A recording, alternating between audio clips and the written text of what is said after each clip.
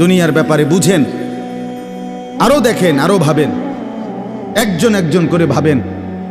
দুনিয়া আরো যদি সাজান, খোদার কসম ক্ষণিকের ক্ষণিকের ক্ষণিকের অল্প সময়ের দুনিয়া চমৎকার সাজাইয়াও তৃপ্ত হইতে পারবেন না, তৃপ্ত হইতে পারবেন। এবছর চমৎকার রং দিছেন বিল্ডিংয়ে, 2 বছরের মাথাত বিভিন্ন খান দিয়া চামড়া উঠিয়া এটা আবার যেই সেই, ঠিক কিনা বলেন? তা আবার রং দাও। এই সোফা চমৎকার বানাইছিল, ওই যে বার্নিশ নাই, দেখেন এই যে সোফা, এটা এই যে দেখেন, কথা বলেন না, এই সোফা এটার মধ্যে আসেনি অন বার্নিশ, তো এটা আবার কি করতে হইব? তো লাভ হইল কই? দুনিয়া তো ধোকা, দুনিয়া ধোকা। এই সৌন্দর্যময় চেহারা নারী 30 বছরের ব্যবধানে উনি বুড়ি, আর কেউ ফিররা সেদিকে ফিরা সেফও হালায় না। আজ যেই যুবতী, যেই বেহায়া নারী, বেপর্দা মহিলা বাজারে বাজারে ঘুরতো, যৌবন, আরে সেটা তার সম্পদ না, তারটা হইলে তো নিজের হইলে তো সে কখনোই বুড়া হইতো না। আল্লাহ তাআলা বলছে, আমি যখন যৌবন শেষ করে দিলাম, তো এখন আর কোন পুরুষ তার দিকে ফিররা থুতুও বালায় না। দুনিয়া এক অবস্থায় থাকে না, এক হালাতে থাকে না বাপ। এজন্য ছেলেদেরকেও বলি, বাপ জিন্দেগি সুন্দর কর। তোমার এই হাসি থাকবে না, তোমার এই সুস্থ সুন্দর সুঠাম দেহ থাকবে না। আন্তরিকতা নিয়ে শুনলে, নিজের ভিতরে নেক মানসিকতা যদি থাকে, গ্রহণ করার মানসিকতা, তাহলে অল্প কথাতেও ফায়দা হয়। আর গ্রহণ করার মানসিকতা না থাকলেও 50 বছর শুনলেও গুনার অভ্যাস ছুটে না। দেখেন না, 70 বছরের বুড়া মানুষ চা দোকানে টেলিভিশন দেখে, তাহলে এত বড় বুড়ো মানুষ, মুরব্বী, উনি এখনো যদি বিড়ি খায়, সিগারেট খায়, এখনো যদি চা দোকানে টেলিভিশন দেখে, তো ওনার এই মন্দ অভ্যাস, বদ অভ্যাস কত বছর পরে ছুটবে? উনি আরো কয়শো বছর বাঁচলে গিয়া বুঝবে এটা গুনাহ। আর ওনার আর মেয়াদ আছে কি? এই জন্য বললাম, আপনি খবর নিলে দেখবেন 30 বছর মসজিদে আসা যাওয়া করে ঠিকই, কিন্তু যথাযথ আন্তরিকতা, দিলের মধ্যে আখেরাতের কোনো মানসিকতাই নাই, নিজেকে বদলানোর অনুভূতিই নাই, ফিকিরে নাই। সোজা কথা, পরকাল বলতে কিছু, এখন যা আছি তাই। এখন সুখে থাকলে সুখী দুনিয়া, এখন দুঃখে থাকলে দুঃখী। জিফুত যদি ঠিকমতো খানা খাদ্য খাওয়ায় খুশি, ঠিকমতো খানা খাদ্য নাই দুঃখী। মানে দুনিয়া পেলে খুশি, দুনিয়া না পেলে দুঃখী। লাভ লোকসান, আয় ব্যয়, হিসাব কিতাব, সুখ আনন্দ, দুঃখ বেদনা, হাসি কান্না, আবেগ অনুভূতি, সবটাই শুধুই দুনিয়াকে কেন্দ্র। এখানে কি পেলাম? এখন কি পেলাম? এখন কি পেলাম? ইনহিয়া ইল্লা হায়াতুনা দুনিয়া নামুতু ওয়া নাহইয়া। আল্লাহ তাআলা বলেন, নাফরমান আর পাপীদের জীবন কেমন হয়? কোরআনে আল্লাহ বলছেন, তাদের অবস্থা হয় এমন যে তারা বলে জীবন কেবলই দুনিয়ারটা, আর কোথাও জীবন নেই, আর কিছু নাই। নামুতু ওয়া নাহইয়া, এখানেই মরব, এখানেই বাঁচব। ওমা নাহনু বিমাবউসিন। আল্লাহ বলেন, নাফরমানদের দিলের মধ্যে এই বিশ্বাস যে আমাদেরকে পুনরায় কোথাও উঠানো হবে না। আল্লাহ যে বলছেন হাসরের ময়দানে তোমাদেরকে উঠানো হবে, সুম্মা ইন্নাকুম ইয়াউমাল কিয়ামাতি তুবআসুন। আল্লাহ তাআলা বলেন, তোমাদের প্রত্যেককে কিয়ামতের দিন হাসরের মাঠে তোলা হবে। আল্লাহ বলেন, বেঈমানের দিলে এটা থাকে না। তার কথা হলো, প্রাপ্তি অপ্রাপ্তি, লাভ লোকসান, ভালো মন্দ, হাসি আনন্দ, দুনিয়া। ছেলে বিদেশ থেকে টাকা পাঠাইতেছে, খুশি। ছেলে বিদেশ থেকে টাকা টুকা ঠিক মতো দেয় না বা কামাই রোজগারি কম, জিজ্ঞাসা করবেন কেমন আছেন, কি এর বালা, আমরা আর বালা কি, হ্যাঁ কি সমস্যা কি তা চাচা, এ ফোলাগারে কত ঋণ ফিন কইরা সুদে টাকা নিয়া কিস্তিতে টাকা লইয়া বিদেশ পাঠাইছি, তেয়ন টাকা পয়সা পাঠায় না, আর বালা কি, তাহলে উনি দুঃখী কেন, টাকা নাই, আবার টাকা পাঠাইতেছে মাশাআল্লাহ, পান খাওয়ার স্টাইলই আলাদা, চা খানার ঢঙে আলাদা, কথাবার্তার স্টাইলই ভিন্ন। কেমন আছেন, আসি আল্লাহর রহমতে, আপনাকে দোয়ায়, 10 জনের দোয়ায় আল্লাহ ভালোই রাখছে। কেমনে ভালো, এতে আল্লাহর রহমতে টাকা পাঠায়, আমরা তার মা আমি আমরা মিল্লা খাইয়া পইরা ভালো আছি। তাহলে ভালো থাকে দুনিয়া, ভালো থাকলে ভালো নাই দুনিয়া, ভালো না থাকলে তো আখিরাত, কবর, মৃত্যু পরবর্তী জিন্দিগি, সের জন্য কি ব্যাপার, তার জন্য কোনো আলোচনা লাগবে না, এর জন্য কোনো কথা নাই, তাইলে কারো মধ্যে এই আলোচনা নেই। স্বামী স্ত্রী পরস্পরের আলোচনা, এই ঘর সংসার বাজার, খাট ফার্নিচার পালং সোফা, হ্যাঁ আসবাবপত্র গহনা অলংকার, এই নিয়েই পেরেশান, এই নিয়ে জিন্দিগি এর মধ্যেই আবদ্ধ। তো আখিরাত তাহলে কার জন্য, পরকাল কার জন্য?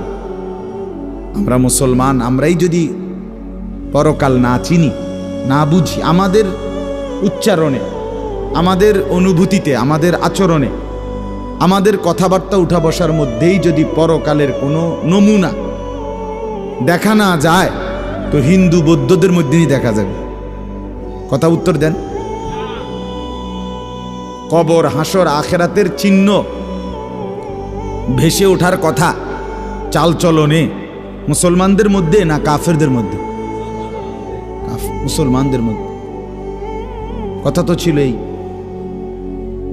আল্লাহর প্রিয় বান্দারা, অসংখ্য আল্লাহর নেক বান্দাদের জীবনে আছে, রাত্রিতে ঘুমাইতেন না। জিজ্ঞেস করতে কেন ঘুমান না, বলছে জাহান্নামের ভয় ঘুমাতে দেয় না, কবরের ভয় ঘুমাইতে দেয়।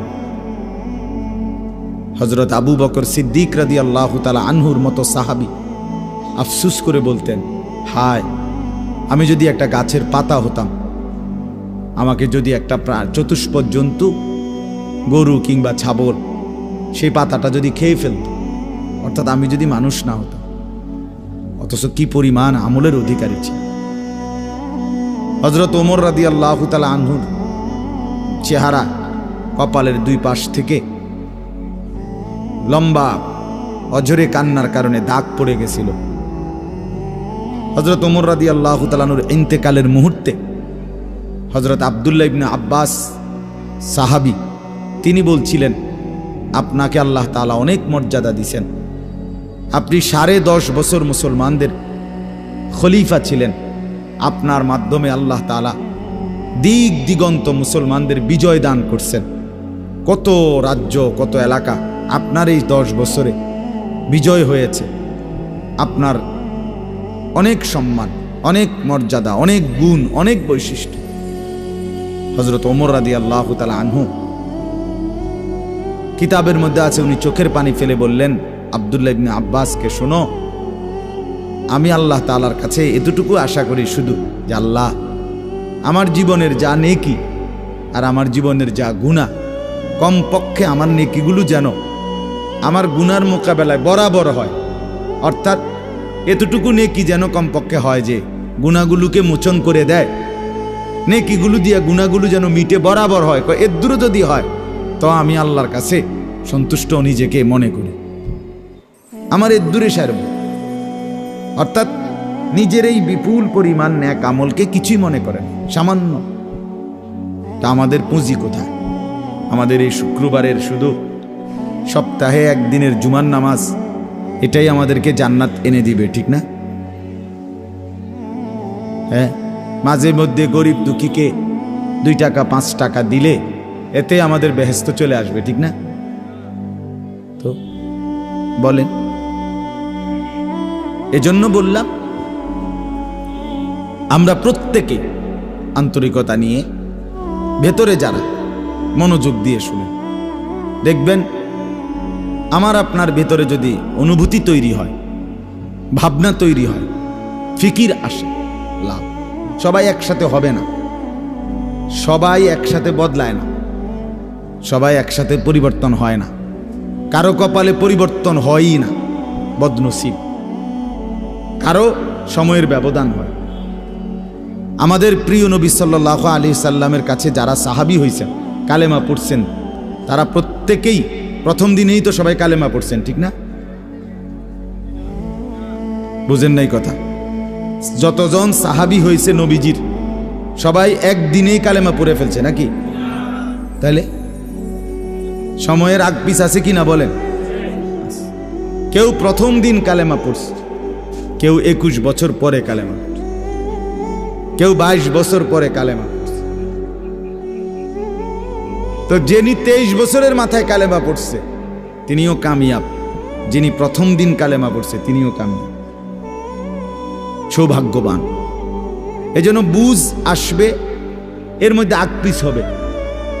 সবাই একই দিনে জোনায়েদ বাগদাদি হবে না, সবাই একদিনে বাইজিদ বুস্তামি হবে না, সবাই একদিনে রাবেয়া বসরি হবে না, সময়ের ব্যবধান হবে, আকপিস হবে। এবং কারো কপালে হেদায়েত জুটবেই না। ইন্নাকা লা তাহদি মান আহবাবতা।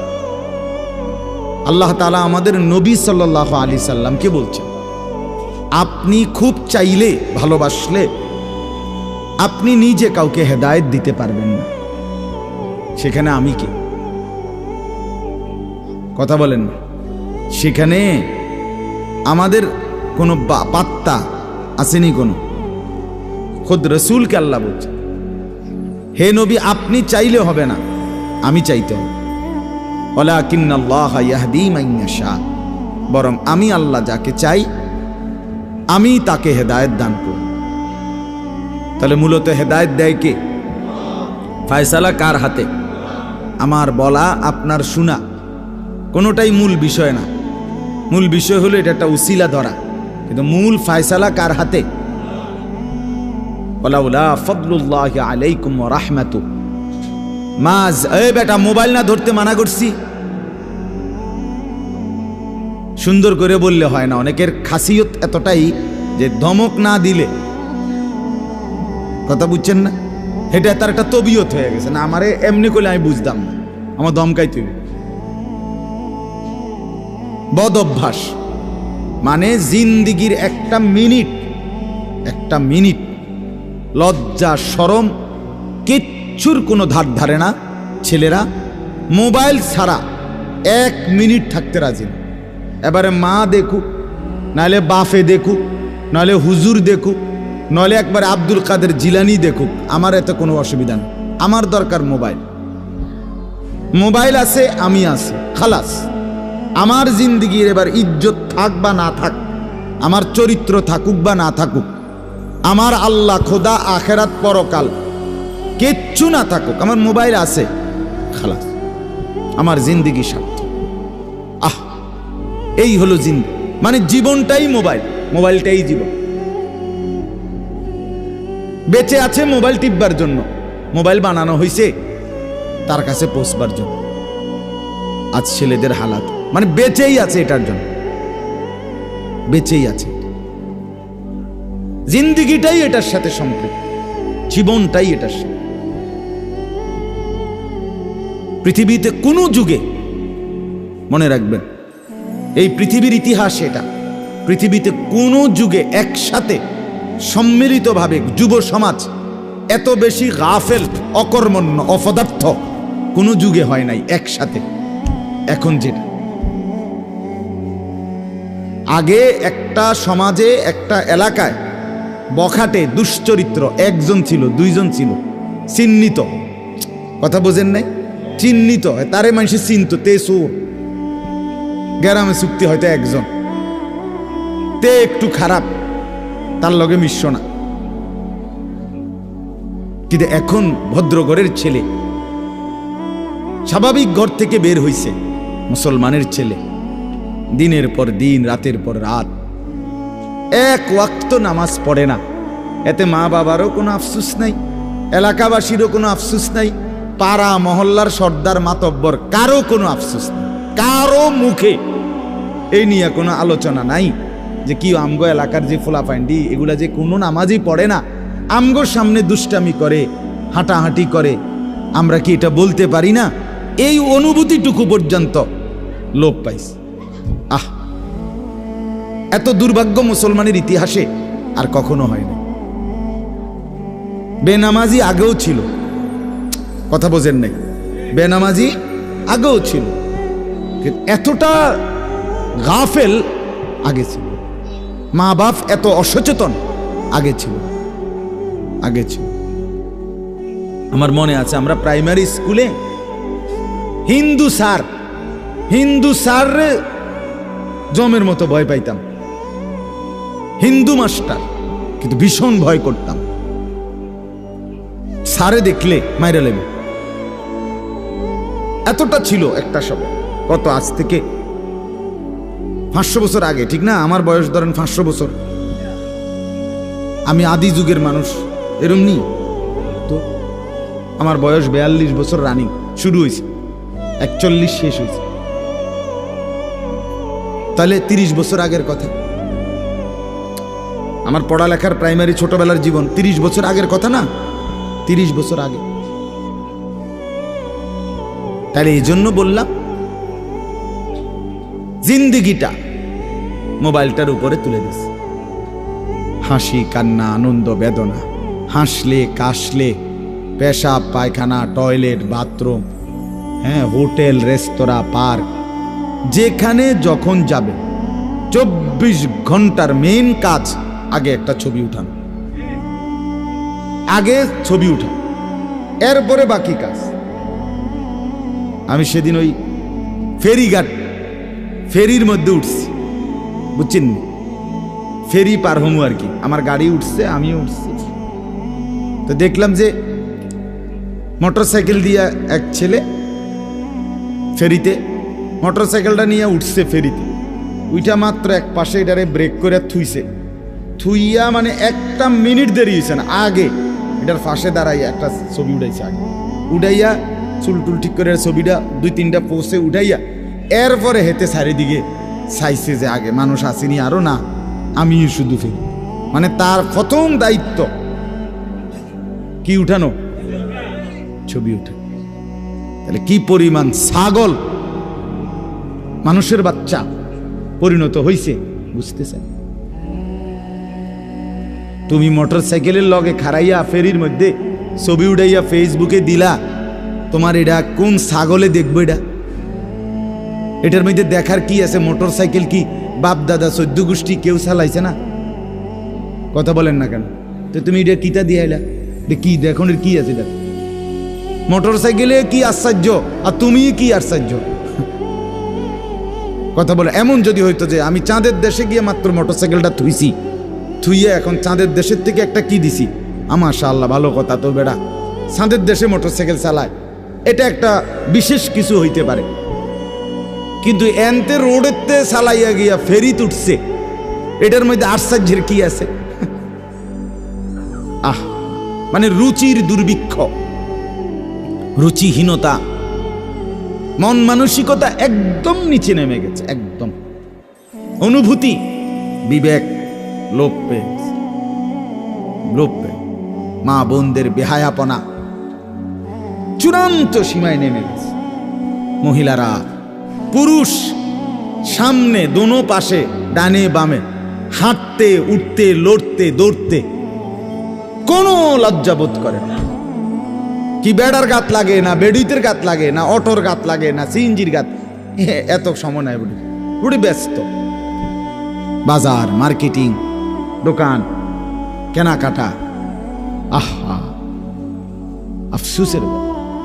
মানে এটাই বললাম আর কি, একসাথে সবাই, অধিকাংশ বেশিরভাগ অধপতন একসাথে মুসলমানের সমাজে 1450 বছরে আর কখনো এতটা ছিল।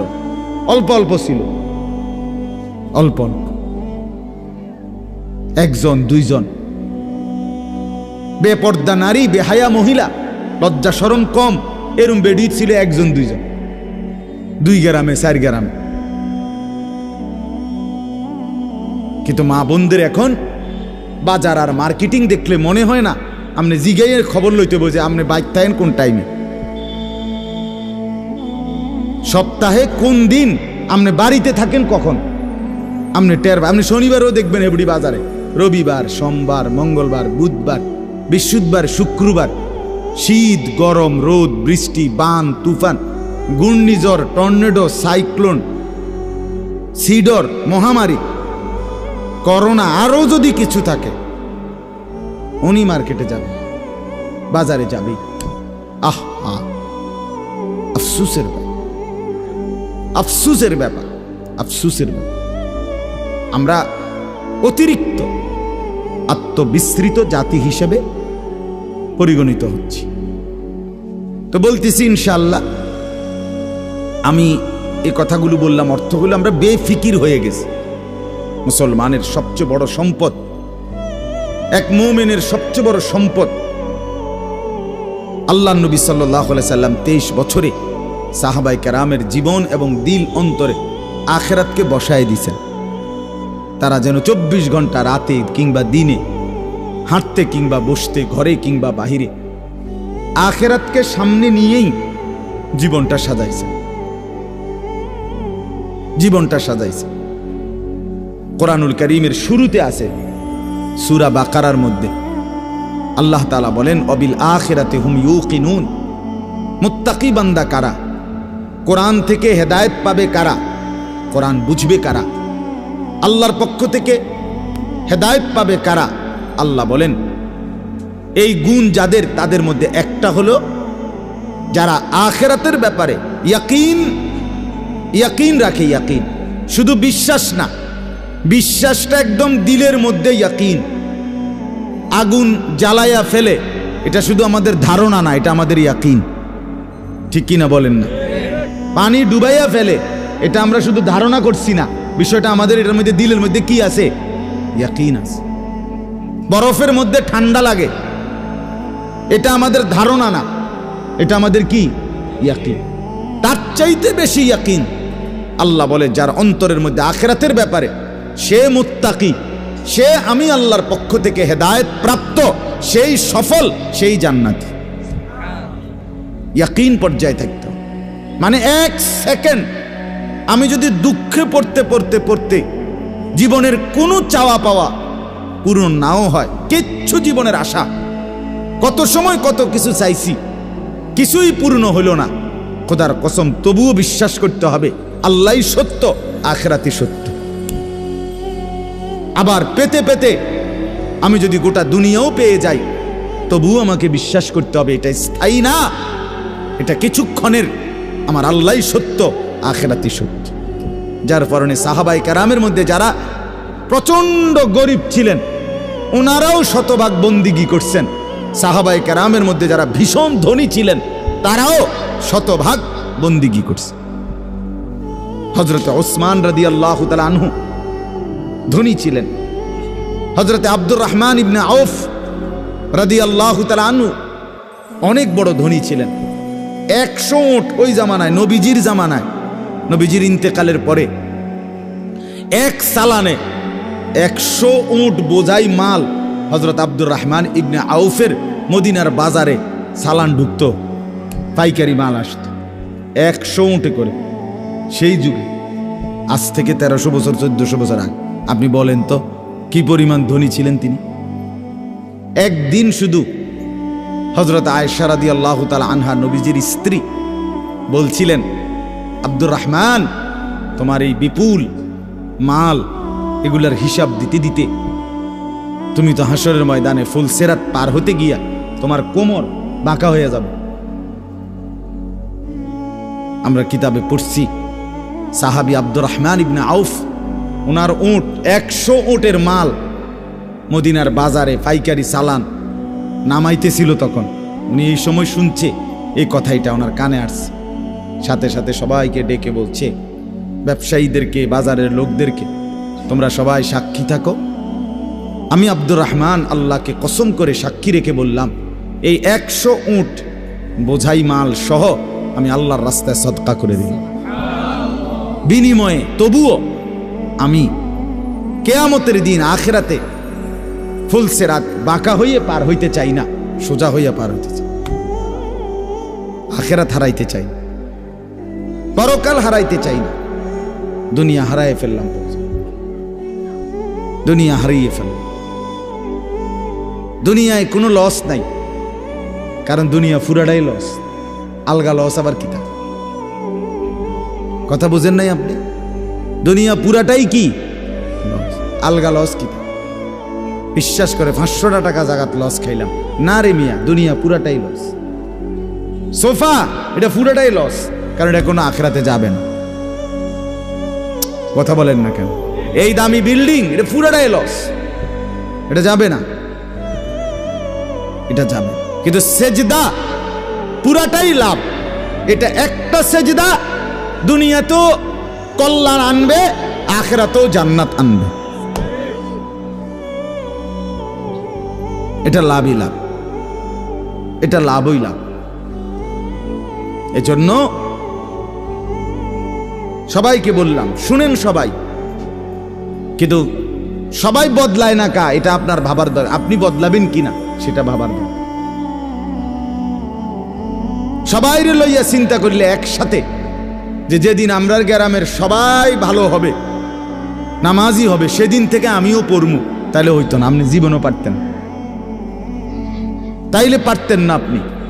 আপনি আগায় যাইতে হবে আলাদা, অন্যকে ডাকতে হবে আল্লাহর দিকে, কিন্তু নিজেকে বাদ দেওয়া যাবে না। নিজের জীবন গঠন করতেই হবে, নিজের জীবন। আমি আপনাদের সবাইকে বললাম এশার নামাজ পড়েন। এখন সবাই পড়লো না দেখে বুঝি আমি পড়তাম না। কথা বলেন না কেন? সবাই পড়ছে না দেখা আমিও পড়তাম না, এটা কথা? এটা কোনো যুক্তির কথা হলো? উনি কথা বল। এই জন্য বললাম এটা গুরুত্বপূর্ণ। আমরা এটা বুঝি কম। আমরা শয়তানে বুঝাই দিছে, ইবলিসে, যে বলবি কি করমু, গ্রামের সবাই এটা কয়, 10-এর এটা মানুষের, এটা এই মানুষের উপরে বলে, সবাই বলছে। সবাই বললে কি হয়েছে? তাই বলে আপনি, সবাই বলছে পানির ঝাঁপ দিতে, এজন্য আপনি পানিতে ঝাঁপ দিবেন। সবাই বলছে আগুনে পড়তে, এজন্য আপনি আগুনে পুড়ে যাবেন। কোনো বাস যদি অ্যাক্সিডেন্ট হয়, 50 জন যাত্রীর মধ্যে যদি 49 জনও মারা যায়, আর একজন লোক যদি বুঝে সে বাঁচতে পারবে, বের হইতে পারবে, এই কারণে সে যে না 49 জন মরে গেছে, যেহেতু আমার আর বাচ্চা লাভ কি, আমিও মরে যাই, এটা নিয়ে কই বসে, সে কি একা হলেও বাঁচতে চাইবে না? তাহলে আপনি জাহান্নাম থেকে বাঁচতে চাইবেন না কেন? সেটা কি আগুন না? সেটা কি এর চাইতে বড় বিপদ না? তো এজন্য কোরআনুল কারীমে আল্লাহ তাআলা বলছেন, প্রথমে সবার কথা বলার আগে বাই সিরিয়াল নবীজিকে, ইমানদারদেরকে সবার কথা বলছে, কিন্তু সবার আগে বলছে কু আনফুসাকুম। আগে এটা বলে নিছে, আগে নিজেকে বাঁচাও, এরপর ও আহলিকুম, পরিবারকে বাঁচাও, এরপর লিতুনদিরা আহলাল কুরা, লিতুনদিরা উম্মাল কুরা ওমান হাওলাহা, নিজ এলাকা এবং তার আশপাশের মানুষকে বাঁচাও, এরপরে বাঁচাও। তাহলে এটা পরে ধীরে ধীরে, আগে নিজেকে বাঁচাও, এরপর পরিবারকে বাঁচাও। ওয়া আনদির আশিরাতাকাল আকরাবিন, এরপর আত্মীয় স্বজনদেরকে বাঁচাও, এরপর মহল্লাবাসীকে বাঁচাও, এরপর গোটা পৃথিবীবাসীকে বাঁচাও। ধীরে ধীরে আগাও, ঠিক আছে, সেগুলোর মধ্যে কম বেশ হইতে পারে, কিন্তু নিজের ব্যাপারে এক বিন্দু ছাড় দিও না, নিজের ব্যাপারে কোনো কমতি করো না। এটা আল্লাহর চাহিদা। ইয়া আইয়ুহাল্লাযীনা আমানু আলাইকুম আনফুসাকুম, রব্বুল আলামিন বলেন, হে ঈমানদারগণ, আলাইকুম আনফুসাকুম, তোমরা প্রত্যেকেই তোমাদের নিজেদেরকে আঁকড়িয়ে ধরো। আলাইকুম আনফুসাকুম, নিজেকে মজবুত করে ধরো। লা ইয়াদুররুকুম মান দাল্লা ইযা হাতাদাইতুম, আল্লাহ তাআলা বলেন, যে যদি তুমি তোমাকে নিজেকে মজবুত করো, সাজিয়ে তোলো, গড়ে তোলো, আল্লাহ তাআলা বলেন এবার যদি গোটা পৃথিবী গুমরা হয়, খোদার কসম আল্লাহ বলেন তোমাকে আর কেউ পথভ্রষ্ট করতে পারবে না, পথভ্রষ্ট করতে পারবে না।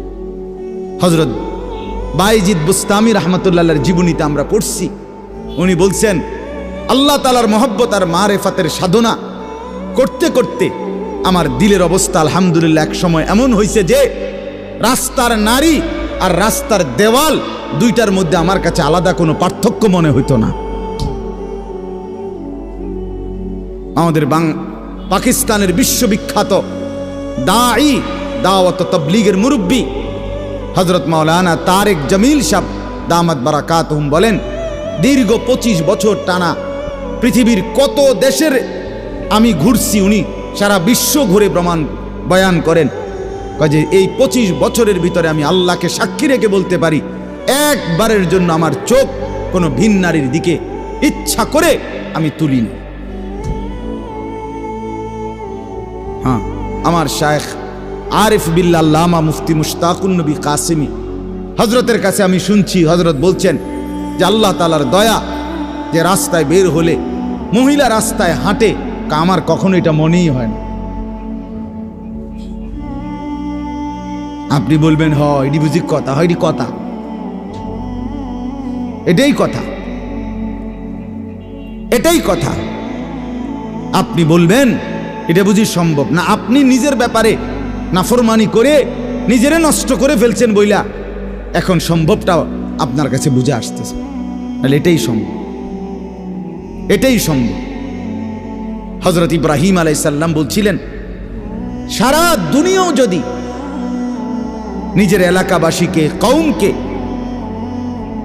নমরুদকে, সবাইকে বলছে হে আমার জাতি, তোমরা যদি প্রত্যেকেই একটা একটা মূর্তি সাথে করে বগলের তলে আইনা আমার সামনে স্তূপ দাও, তাহলে এই লক্ষ মূর্তিও যদি আমার সামনে আইনা থও আর এটার উর্ফে যদি আমারে দাঁড় করাও স্তূপের উপরে, হযরত ইব্রাহিম বলছিলেন খোদার কসম আমি সেই মূর্তির স্তূপের উপরে দাঁড়িয়েও বলবো লা ইলাহা ইল্লাল্লাহ,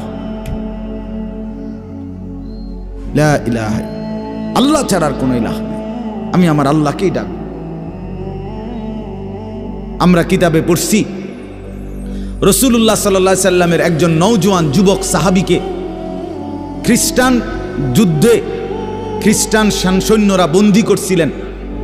খ্রিস্টান সেনাপতি এতটা সুন্দর ছিলেন, উনি নিজের মেয়েকে বিয়ে দেওয়ার জন্য খ্রিস্টান সেনাপতি ওই যুবক সাহাবীকে প্রস্তাব দিছিলেন, তুমি আমার ইসলাম ছেড়ে খ্রিস্টান ধর্ম গ্রহণ করো, আমার সুন্দরী রূপসী কন্যা তোমাকে বিয়ে দেব। তিনি বলছেন আল্লাহর কসম আমি তো গোটা পৃথিবী ত্যাগ করতে পারি কিন্তু ঈমান ছাড়তে পারি। তখন বন্দী করে রাখছে নিজের রূপসী মেয়েকে 3 দিন আবদ্ধ ঘরে। ওই সেনাপতি নিজের মেয়েকে বলছে তুই তার সাথে একাকী থাক 3 দিন, যে কোনো মূল্যে তুই তাকে অপকর্ম করতে চেষ্টা কর। 3 দিন পরে সেই মেয়ে ওই আবদ্ধ ঘর থেকে বের হয়ে বলছিল বাবা ইন্নাহু হাজারুন আম শাজারুন, আল্লাহর কসম বাবা আমার মনে হয় যেই লোকটা এটা হয় পাথর নয়তো কোনো গাছ। লা ইয়ালতাফিতু ইলাইয়া মাররাতান, সে তো আমার দিকে একবারের জন্য এক নজর ফিরেও তাকায়। মানুষের কোনো অনুভূতি তো নাই মনে হয় তার মনে। এই কেউ যখন নিজেকে গঠন করে গোটা পৃথিবী নাচলেও তার আর অসুবিধা হয়। আলহামদুলিল্লাহ আমরা যারা মাদ্রাসায় পড়ছি আমরা এটা দিল থেকে বলতে পারি, আমরা যারা মাদ্রাসায় পড়ছি ছোট্টবেলা থেকে, আজকের এই পৃথিবী পোশাকে, কাপড়ে, লেবাসে, ডিজাইনে, রঙে, ঢঙ্গে আরো যদি মনে করে ফ্যাশনেবল, আরো বলে আধুনিক হয়ে গেছে, আল্লাহর কসম আমরা এই সমস্ত আধুনিকতার সামনে দাঁড়িয়ে আমাদের এই পাঞ্জাবি, টুপি, দাড়িওয়ালা পোশাককেই সর্বশ্রেষ্ঠ সুন্দর মনে করি। আমরা মনে করি দাড়িবিহীন চেহারা সুন্দর নয়, আমরা মনে করি এই বখাটে চুল, সেলুনের চতুর্দিকের যে কাটিং, এগুলো কোনো চুলও না, চুলের জাতও না, এটি কোনো মানুষের বাচ্চার চুল না, কোনো মানুষের সাওয়ার চুল না, এগুলো কোনো সুস্থ স্বাভাবিক মাতাল হয় নাই, পাগল হয় নাই, স্বাভাবিক কোনো মানুষের চুল এত বিকৃত কালারের হইতে পারে না, ডিজাইনের হইতে পারে। আর সে তো মুসলমান, মুসলমানের চুল এমন হবে কেন? ইহুদিরটা হইতে পারে, সেটা তাদের ব্যাপার, খ্রিস্টান হতে পারে তার ব্যাপার, হিন্দুর হইতে পারে সেটা তার ব্যাপার, কিন্তু আমার মুসলমান, আমার যুবকের চুল এমন হবে কেন? মূল কথা হইল আত্মমর্যাদাহীন, বেগায়রত, আত্মসম্মান বোধ নাই, নিজের পরিচিতি নিজের কাছে নাই, নিজেই নিজেকে চেনে না। সে কার সন্তান, মা কে, বাবা কে, ধর্ম কি, তার আল্লাহ কে, তারে বানিয়েছেন কে, তাকে কাকে মানা উচিত, কাকে অনুসরণ করা উচিত। আজকে টেলিভিশনের অব্যাহত প্রচারণা, দুশ্মনের অব্যাহত টানা লাগাতার প্রচারণা আমাদের নারী পুরুষকে বেসামাল বানায়। সবাই মিলে পাগল যে কাফেরের মতো সাজো, দুশ্মনের মতো সাজো, ইহুদির রঙই রং, খ্রিস্টানের সাজে সাজ, কাফের বেঈমান নাস্তিক মুরতাদ তাদের রং ঢং, তাদের চুল, তাদের লেবাস, তাদের জামা, তাদের শাড়ি, তাদের গহনা, তাদের প্যান্ট, তাদের লেবাস, তাদের পোশাক, এটাই সৌন্দর্য, এটাই আকর্ষণীয়। এটা হলো মূলত রুচিহীনতা, বিকৃত মানসিকতা, আত্মসম্মান বোধ, আত্মপরিচয়হীন ব্যক্তির পরিচয়। যে নিজেকে চিনে না, যে জানে না আমি চিনি আলহামদুলিল্লাহ, আমার আল্লাহ আছে, আমার একজন রসুল আছে, আমার একটা কিতাব আছে, আমার একটা ধর্ম আছে, আমি কেন অন্যের পোশাক পরব, আমি কেন অন্যের রঙে সাজবো? আমি কি ফকির? কথা বলেন না কেন? আমি ফকির নাকি বেটা? আমি তোরটার মতো মানবো কেন? আমার আল্লাহ আছে না, আমার রসুল আছে না, আমার লক্ষ চাইতে বেশি সাহাবী আছে না, আমার আউলিয়ায়ে কেরাম আছে না, ওলামায়ে কেরাম আছে না। তাইলে এজন্য দয়া করে প্রত্যেকেই ফিকির করেন, আত্ম উপলব্ধি বড় নিয়ামত, বড় নিয়ামত। নিজেকে চিনা, নিজের বুঝ বুঝা, দুনিয়ার ব্যাপারে বুঝেন, আরো দেখেন, আরো ভাবেন, একজন একজন করে ভাবেন। দুনিয়া আরো যদি সাজান, খোদার কসম ক্ষণিকের ক্ষণিকের ক্ষণিকের অল্প সময়ের দুনিয়া চমৎকার সাজাইয়াও তৃপ্ত হইতে পারবেন না, তৃপ্ত হইতে পারবেন। এবছর চমৎকার রং দিছেন বিল্ডিংয়ে, 2 বছরের মাথাত বিভিন্ন খান দিয়া সামরা উঠিয়া এটা আবার যে সেই, ঠিক কিনা বলেন? তা আবার রং দাও। এই সোফা চমৎকার বানাইছিল, ওই যে বার্নিশ নাই, দেখেন এই যে সোফা, এটা এই যে দেখেন, কথা বলেন না, এই সোফা এটার মধ্যে আসেনি অন বার্নিশ, তো এটা আবার কি করতে হইব? তো লাভ হইল কই? দুনিয়া তো ধোকা, দুনিয়া ধোকা। এই সৌন্দর্যময় চেহারা নারী, 30 বছরের ব্যবধানে উনি বুড়ি, আর কেউ ফিররা সেদিকে ফিরা সেফও হালায় না। আজ যেই যুবতী, যেই বেহায়া নারী, বেপর্দা মহিলা বাজারে বাজারে ঘুরতো, যৌবন, আরে সেটা তার সম্পদ না, তারটা হইলে তো, নিজের হইলে তো সে কখনোই বুড়া হইতো না। আল্লাহ তাআলা বলছে, আমি যখন যৌবন শেষ করে দিলাম, তো এখন আর কোন পুরুষ তার দিকে ফিররা থুতুও বালায় না।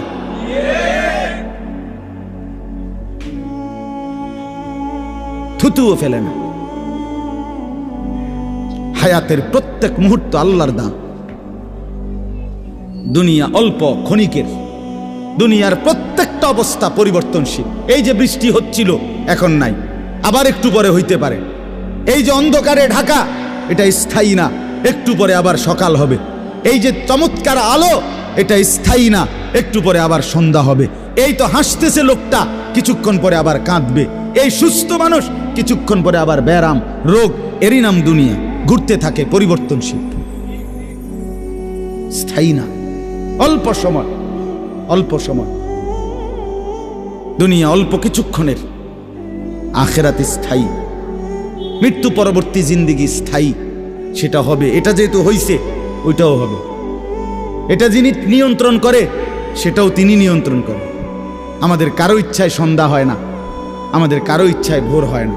তাহলে বোঝা গেল আলাদা কেউ নিয়ন্ত্রণ করে, তিনিই বলছে আখেরাত হবে, কাজে এটা যেহেতু হইছে সেটাও হবে। কথা বলেন না কেন? হ্যাঁ,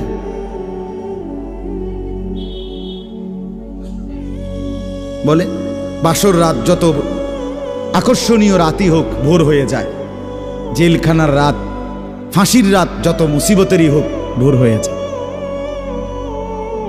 দুনিয়া এক অবস্থায় থাকে না, এক হালাতে থাকে না বাপ। এই জন্য ছেলেদেরকেও বলি বাপ, জিন্দিগি সুন্দর করো। তোমার এই হাসি থাকবে না, তোমার এই সুস্থ সুন্দর সুঠাম দেহ থাকবে না। আমি কালকেও আমার শায়েখ আরিফ বিল্লাহ হাকিমুন নাফস আল্লামা মুফতি মুশতাকুন নবী কাসিম হুজুর গতকালকে পাবনা গেছেন, তো আমি এর আগে আমি গেছি, হুজুরকে বলছিলাম, আমি আপনার মাহফিলেও বলছি, আমি পাবনা মানসিক হাসপাতালেই গত মাসে দেখতে গেছিলাম, দেখছিলাম বয়ানের পরে ওই যে বাংলাদেশের সবচেয়ে বড় মেন্টাল হসপিটাল যেটা পাবনা না, এটা ওটা আমি দেখছি ভিতরে ঢুকে। আসর থেকে মাগরিব লম্বা টাইম ওয়ার্ডে ঘুরে ঘুরে আমারে দেখাইছে। তা আমি যদি 500 পাগল দেখে থাকি, তার মধ্যে 490 জন হইল জোয়ান, 490 না 495 জন হইল যুবক। বুড়া দেখছি না 2 জন বা 3 জন, বুঝছেন? সব যুবক। হ্যাঁ, এজন্য বাপ যে মাদকাসক্ত পুনর্বাসন কেন্দ্র, যেগুলোর মধ্যে ড্রাগে যারা মাদকে আসক্ত হয়, যাদেরকে চিকিৎসা দেয়, এগুলোর মধ্যে ঘুরে দেখে আসো। সব কি 90 বছরের বুড়া? কথা বলেন না কেন? সব যুবক, সব যুবক। যেখানে সবচেয়ে অত্যাধুনিক বাড়ি, দালান, বিল্ডিং বেশি, সবচেয়ে সম্পদশালী বেশি, আপনি সেরকম প্রত্যেকটা শহরে প্রতিটা জায়গায় দেখবেন ওই জায়গায় সবচেয়ে দামি ভিআইপি এলাকা যেখানে, ওইখানে মাদকাসক্ত পুনর্বাসন কেন্দ্র বেশি। আমি নিজে দেখে আইছি, আমাদের কুমিল্লাতেও সবচেয়ে গুরুত্বপূর্ণ, সবচেয়ে বেশি এলিটরা যে জায়গায় থাকে, আমি নিজে ওইখানে বয়ানে যতবারই গেছি, যে দিক দিয়ে তাকাই দেখি মাদকাসক্ত পুনর্বাসন কেন্দ্র বেশি। ধনির দুলাল, সোনার চামচ মুখে দিয়ে যে জন্ম নিছে, রাজপ্রাসাদ আর অট্টালিকায় যে চোখ মেলছে, আহা, সম্পদ আর প্রাচুর্য কিছুরই অভাব ছিল না, কিন্তু আখলাক আর চরিত্র নষ্ট করে, মদে আসক্ত হয়ে, নেশায় আসক্ত হয়ে জিন্দিগি শেষ করে দিছে, শেষ করে দিছে। রাসূলুল্লাহ সাল্লাল্লাহু আলাইহি সাল্লাম বলছেন, মান শারিবাল খামর, যে মদ খায়, নেশা করে, তার 1 নম্বর লানত হইল তারাকাস সালাহ, সে নামাজ ছেড়ে দেয়। 2 নম্বর লানত জঘন্য, নবীজি বলছে, আহা, বলতেও লজ্জা, নবীজি বলছে মাদকাসক্ত যে, তার পরিণতি হলো সে খুব দ্রুত গতিতে, অচিরেই, অল্প সময়ের ভেতরেই সে সবচেয়ে ঘনিষ্ঠ আপনজন, তাদের সাথে আপনজন নারী, তাদের সাথে জিনা আর ব্যভিচার করতে উদ্যত হয়। সে আপনজনের গায়ে ছোবল দেয়। হ্যাঁ,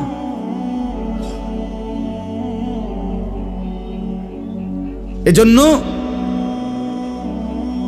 জিন্দিগি গঠন করা, দুনিয়া নিয়া খুব বেশি মাতামাতি চলতেছে, খুব বেশি। দুনিয়া সাজাইতেছে সবাই, সুন্দর গাড়ি, সুন্দর বাড়ি, সুন্দর পার্ক, সুন্দর হোটেল, সুন্দর রেস্তোরাঁ, সবার চেষ্টা দুনিয়া লোভনীয় করা।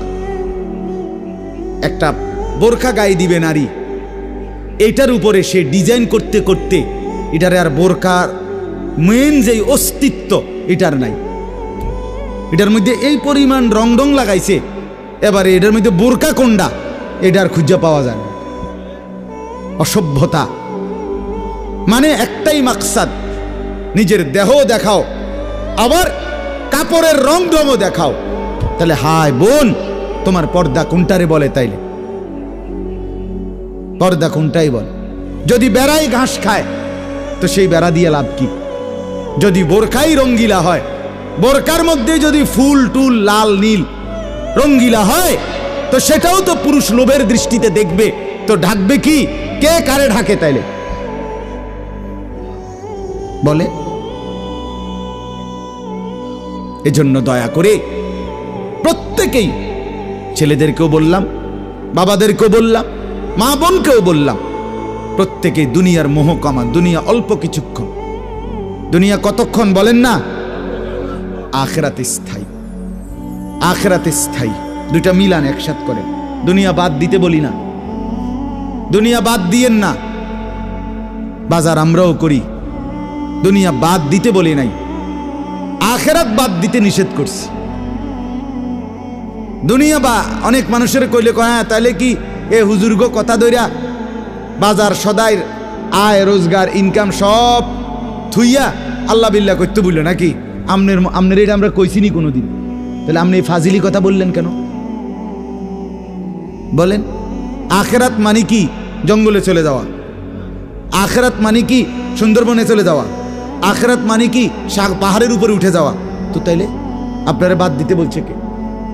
স্ত্রী, পুত্র, পরিজন, ছেলে মেয়ে, বাজার, ব্যবসা সবই আছে, কিন্তু সাথে আল্লাহকে রাখেন, আখিরাতকে রাখেন, পরকালকে রাখেন, বাজারও করেন, নামাজও পড়েন। কথা বলেন না? হাসি আনন্দ মজাকও করেন, আল্লাহকে সেজদাও করেন। স্বামী স্ত্রী সংসার করেন, আল্লাহকে সেজদাও করেন।